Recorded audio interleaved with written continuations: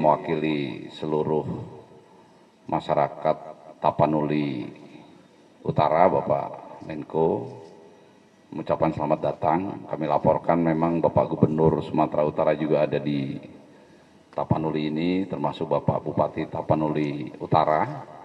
Tapi mungkin semuanya sedang bergerak ke lapangan, Bapak. Jadi mungkin tidak bisa kami hadirkan, tetapi nanti pada saat Bapak berkunjung ke lapangan, para pejabat itu akan mendampingi.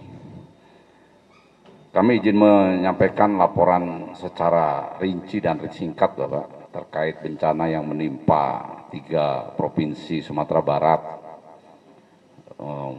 Kami tiap hari juga sudah memberitakan konferensi pers, tetapi mungkin juga karena bencana ini sangat masif, barangkali ada hal-hal yang perlu mendapat arahan dari Bapak Menteri Koordinator Bidang Pembangunan Manusia dan Kebudayaan.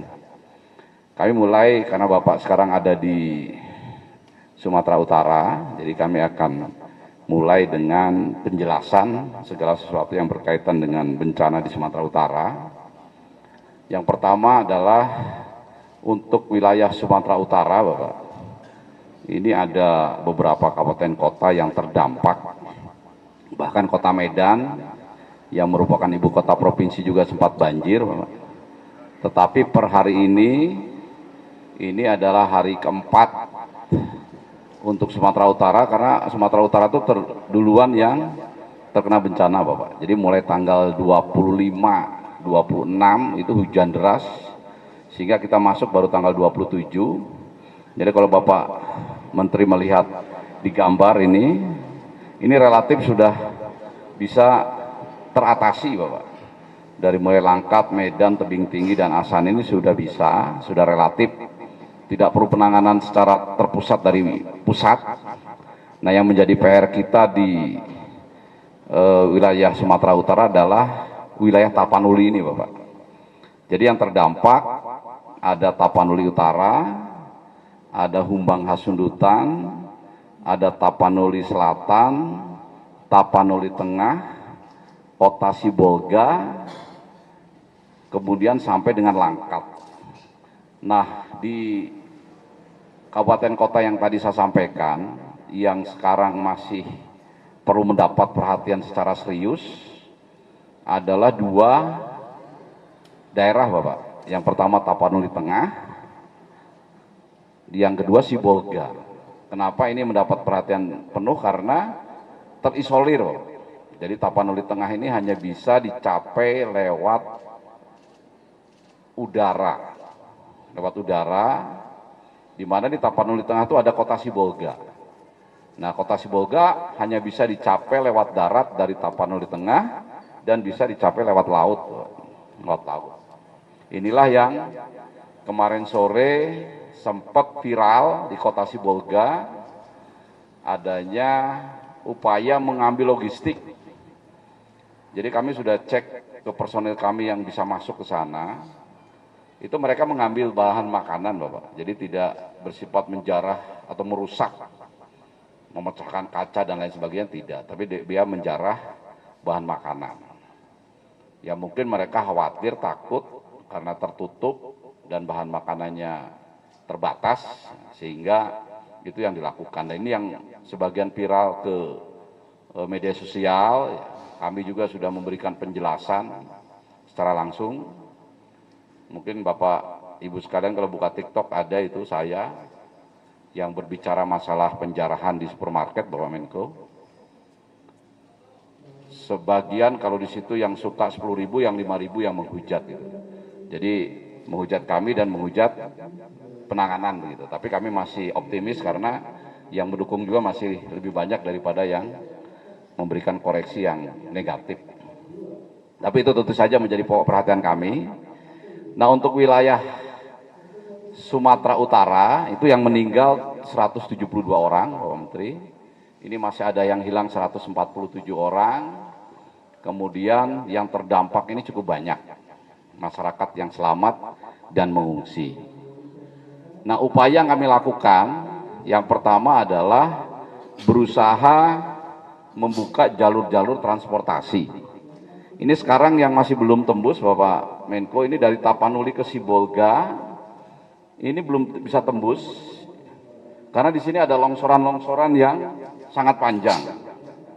Kalau Bapak Menteri melihat rute ini, sebetulnya rutenya ini pendek, tapi di sini kalau di lapangan praktis hampir 50 km yang tertutup. Nah sekarang dengan Satgas Gabungan, TNI Polri, ini sudah berusaha membuka, dan menurut penjelasan kemarin sore dari Dandim paling tidak butuh waktu 3-4 hari lagi baru bisa tembus. Di sini ada banyak pejalan berkendaraan yang terjebak, Pak Menteri, karena sudah di tengah-tengah di sini, dia mundur juga dia nggak mau ke Tapanuli Utara, dia mereka menunggu tembusnya jalan menuju Sibolga.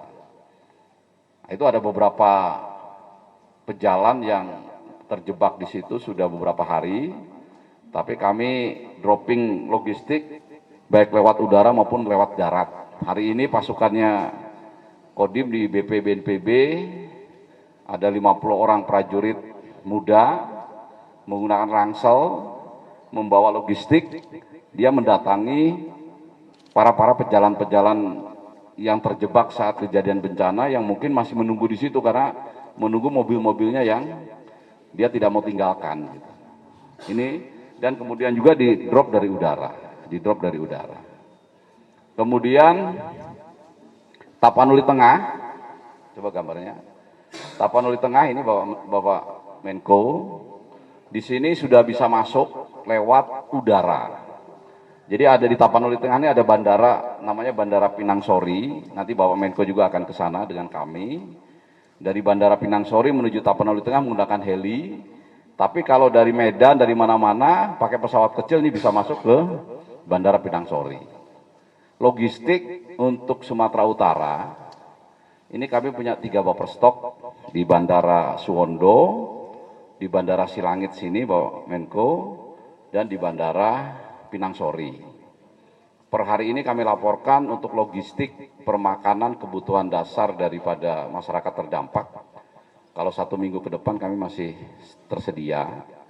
Kemudian armadanya juga kami laporkan di sini ada 6 pesawat helikopter dan 1 pesawat Cessna, Bapak. 1 pesawat Cessna. Nah ini kalau nanti kebutuhannya memang diperlukan kami tambah. Nah logistik ini sebetulnya secara terbatas sudah masuk, Bapak Menko, sudah masuk, tapi karena penduduk banyak begitu, sehingga ya harus terus menerus.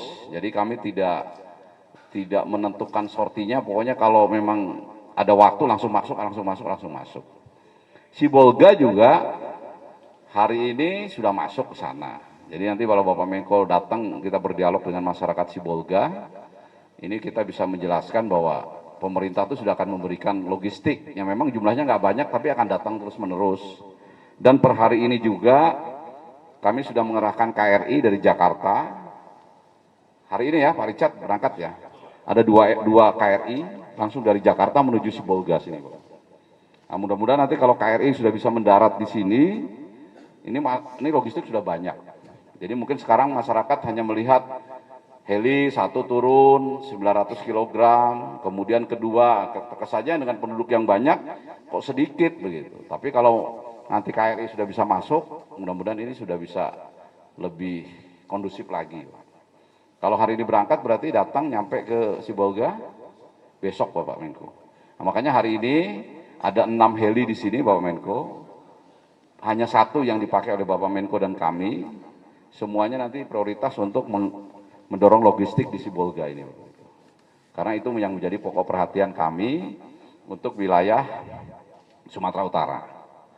Sementara untuk yang lain seperti Tapanuli Selatan, ini sudah bisa di dropping pakai darat. Kemudian ada di Humbang Hasudutan, ini pun sudah bisa di dropping lewat darat. Mandailing Natal juga sudah bisa. Kemudian Langkat juga sudah bisa.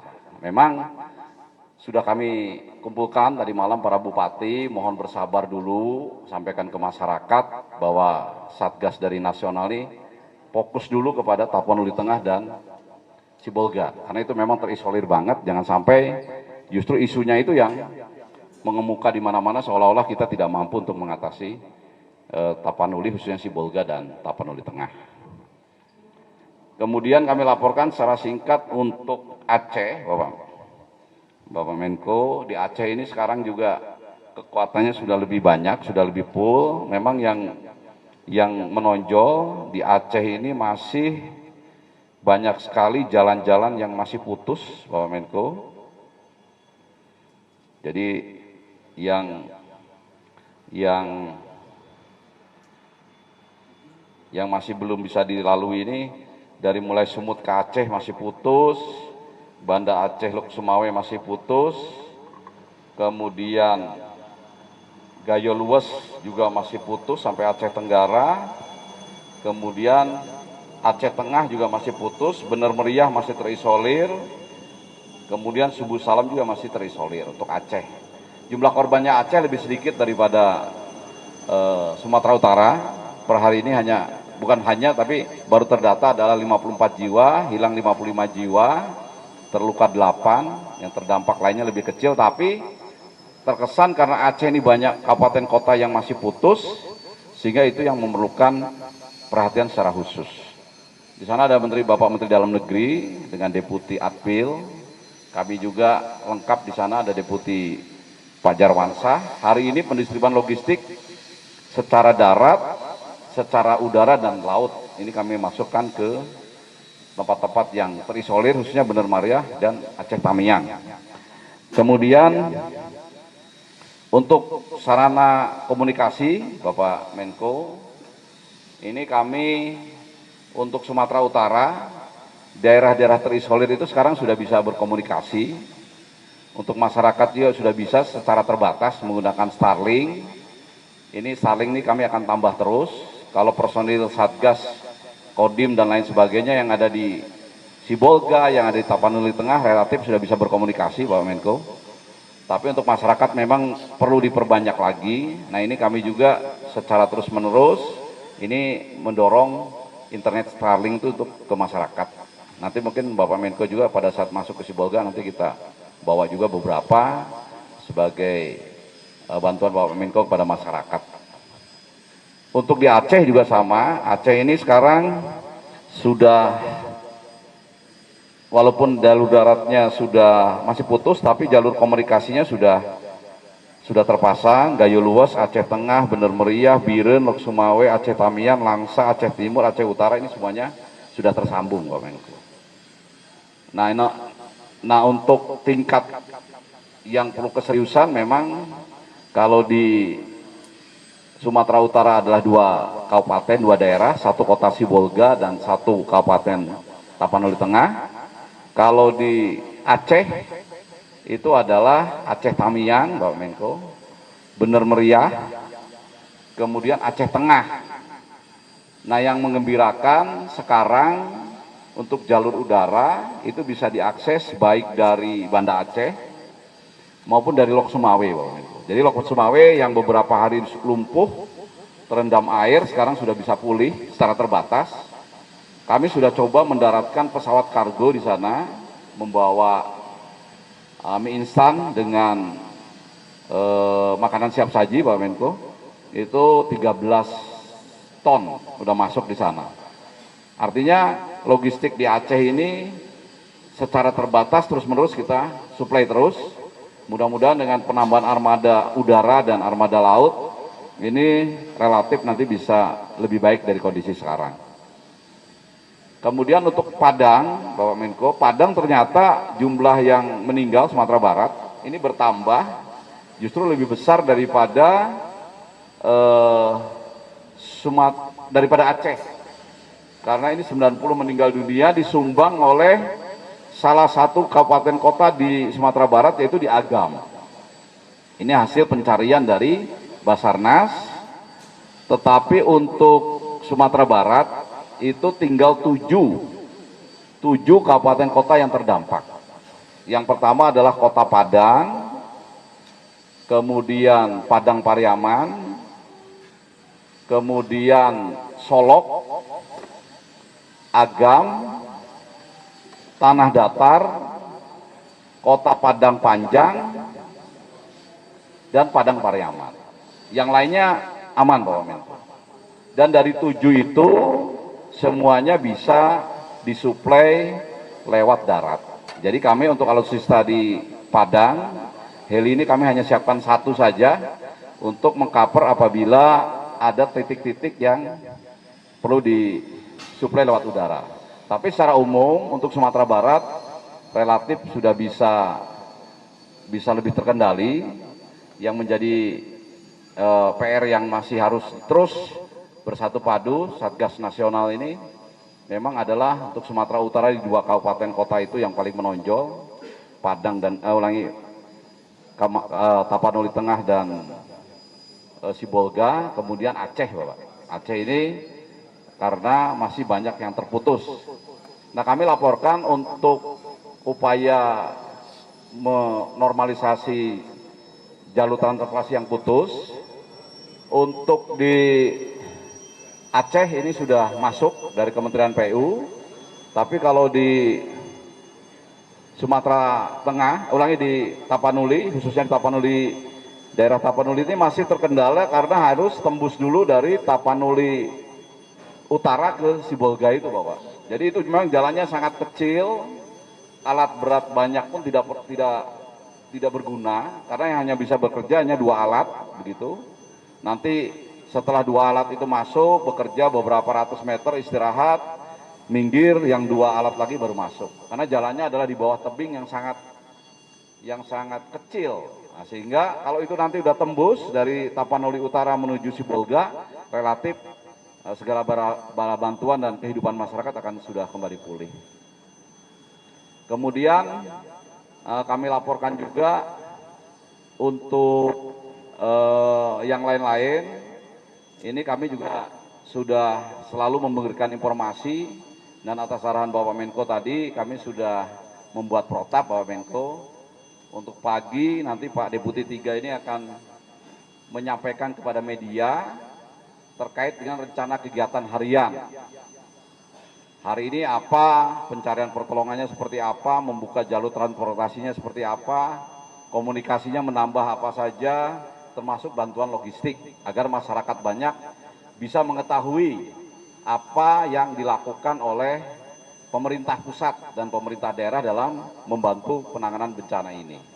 Nanti di siang hari, Kepala Pusat Data Informasi Kebencanaan saya itu akan menyampaikan progres pukul 12.00, apakah rencana Deputi 3 itu berjalan sesuai rencana atau ada hambatan atau lancar, sehingga masyarakat banyak juga tahu.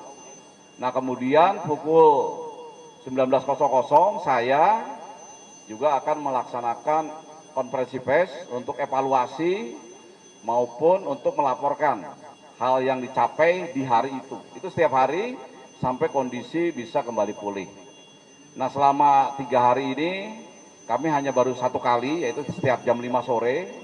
Nah, ini yang akan kami rubah supaya media, masyarakat ini mengetahui segala sesuatu terkait dengan penanggulangan bencana ini mulai pagi, siang, dan malam. Mungkin itu Bapak Menko secara singkat yang kami laporkan. Dan sebagai saran, karena kami sudah beberapa hari di sini termasuk di Aceh dan Sumbar, kami mohon yang paling utama dari penanganan bencana ini karena masih banyak putus, mungkin adalah dari Kementerian PU ini lebih masif lagi untuk masuk melaksanakan normalisasi jalan-jalan yang putus. Listrik, air ini juga relatif sudah mulai pulih, tetapi masih banyak yang padam. Kami tahu dari PLN juga sudah menyebar personilnya. Mohon ini lebih cepat lagi, khususnya ke daerah-daerah terisolir bisa segera pulih, karena itu juga sangat dibutuhkan masyarakat. Untuk komunikasi, ini kami memang memperbanyak bantuan-bantuan internet Starlink. Kami juga sudah komunikasi dengan Ibu Menteri Komdigi. Beliau juga sudah menyampaikan berusaha menormalisasi jaluran GSM, baik milik pemerintah maupun swasta. Ini juga kami mohon kalau ada bantuan dari manapun, mungkin dititik beratkan kepada bantuan alat komunikasi yang bersifat portable atau internet Starlink. Ini diperbanyak juga, kami akan siap menerima. Dan kemudian bantuan logistik, Bapak Menko kami laporkan bantuan logistik ini kami sudah punya sistem banlog. Yang pertama untuk tingkat nasional ada di Bandara Halim. Silahkan dari komponen bangsa yang lain. Tadi juga seperti contoh Menteri Transmigrasi juga menghubungi kami, akan memberikan bantuan. Kami arahkan karena beliaunya ada di Kuala Namu, bisa saja bantuan itu lewat Bandara Kuala Namu. Itu sudah ada personil kami yang standby di sana. Kemudian juga ada yang di Bandara Suwondo, itu milik TNI AU. Kenapa? Karena Bandara Kuala Namu ini agak jauh dari kota Medan. Nah, jadi terserah kalau mau masuk ke Bandara Kuala Namu juga diterima, ke Bandara Suwondo juga bisa diterima. Kemudian untuk di Tapanuli ada 2 titik, yaitu di Bandara Silangit di sini. Ini kami punya gudang logistik, punya tempat penampungan, nanti Bapak Menko bisa melihat per hari ini seperti apa logistik yang dikumpulkan. Kemudian di Bandara Pinang Sori di Tapanuli Tengah, itu pun ada secara terbatas logistik-logistik yang nanti segera didorong ke masyarakat terdampak. Kemudian untuk wilayah Aceh, itu ada di Bandara Sultan Iskandar Muda, Bapak Menko. Di sana sudah ada petugas gudang, bahkan perwira tinggi TNI yang mengkoordinir.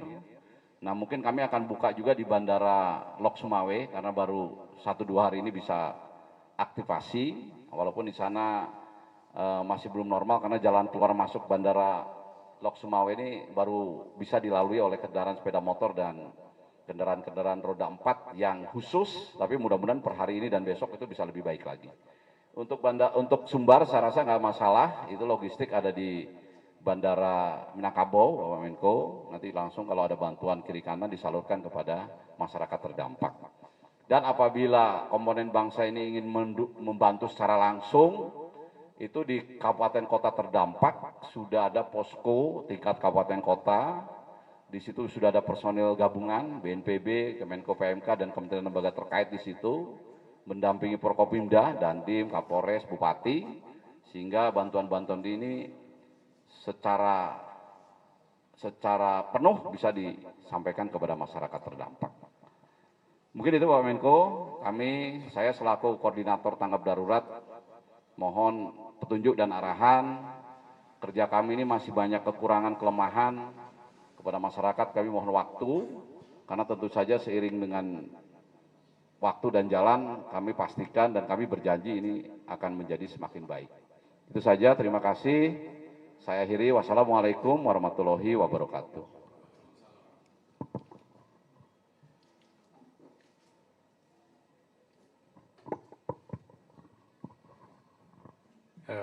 Terima kasih Pak Kepala BNPB atas laporannya, adetnya, dan terima kasih atas kerja kerasnya.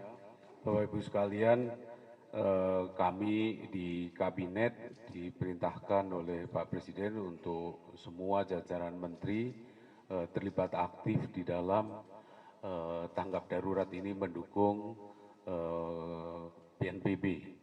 Jadi saat ini juga beberapa menteri ada di lapangan, seperti tadi disebutkan Pak Menteri Transmigrasi, Pak Menko Infrastruktur juga ada di Medan, dan lain-lain. Jadi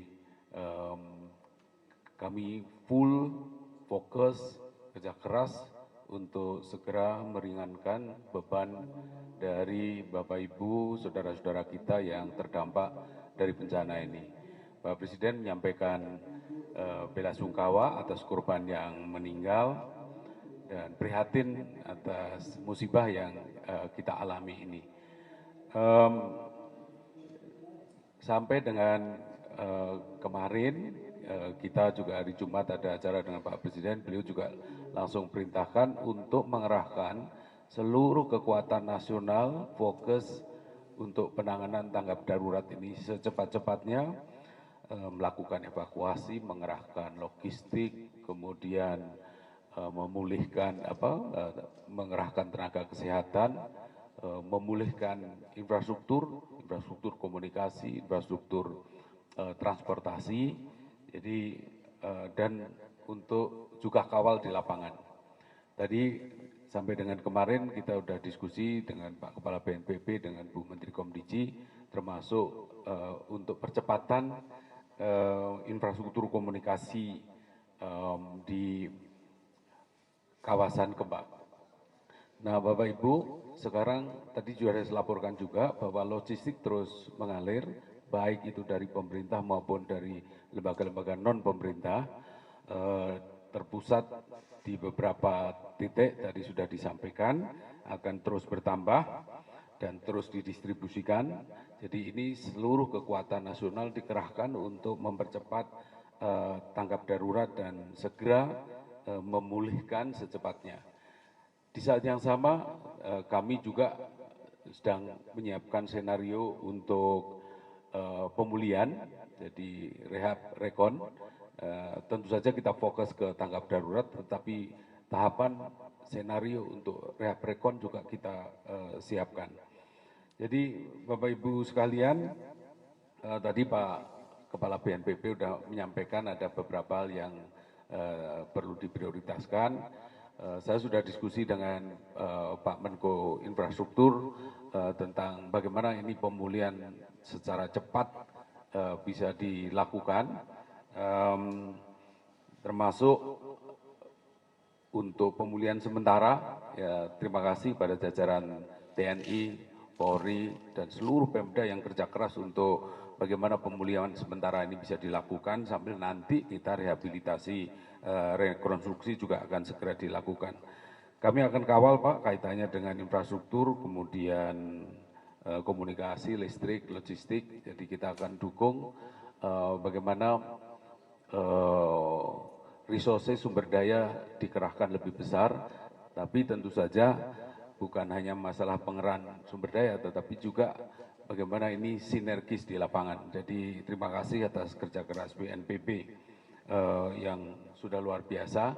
Terima kasih pada kerja keras Bapak Ibu para relawan, jajaran pemerintah, para relawan yang luar biasa untuk membantu saudara-saudara kita yang sedang terkena musibah ini. Saya kira itu saja Pak dari saya.